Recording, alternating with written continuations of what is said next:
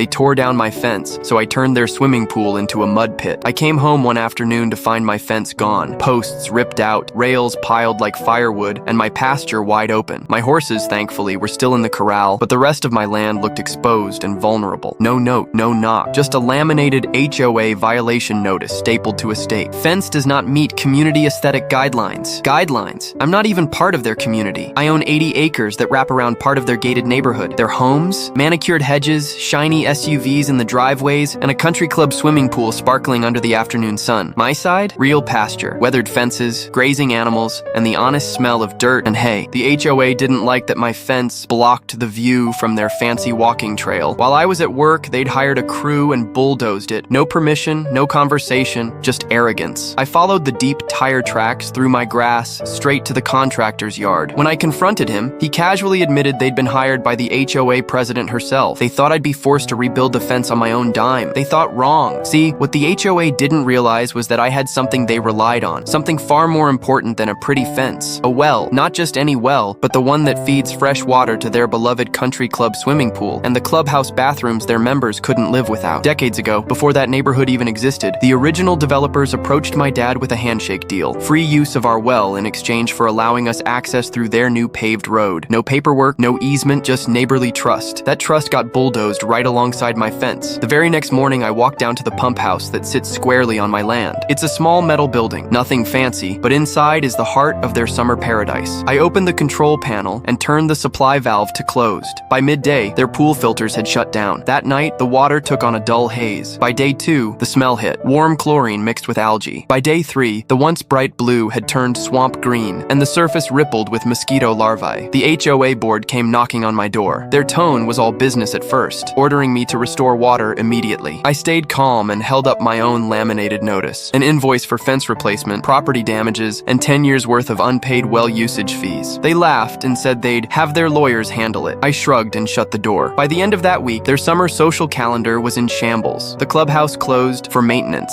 Pool parties were canceled. Birthday reservations? Gone. Parents complained on their community Facebook group, demanding answers. Guests called the clubhouse demanding refunds. The HOA president, once so smug, was suddenly very quiet. For 2 more weeks, I kept that valve shut. I watched as they brought in expensive water trucks to try to refill the pool, only for it to turn cloudy again without proper filtration. Their landscaping wilted in the summer heat without the extra supply from the well. Every day, my phone buzzed with another urgent request from the HOA. Finally, they broke. They offered to rebuild the fence exactly as it was, replace my gates, pay full damages, and most importantly, sign a 20-year lease for well access at my rate, with the entire sum paid up front. I accepted on one condition. I approved the fence design. They agreed without hesitation. If you want more HOA revenge stories like this, hit like, subscribe.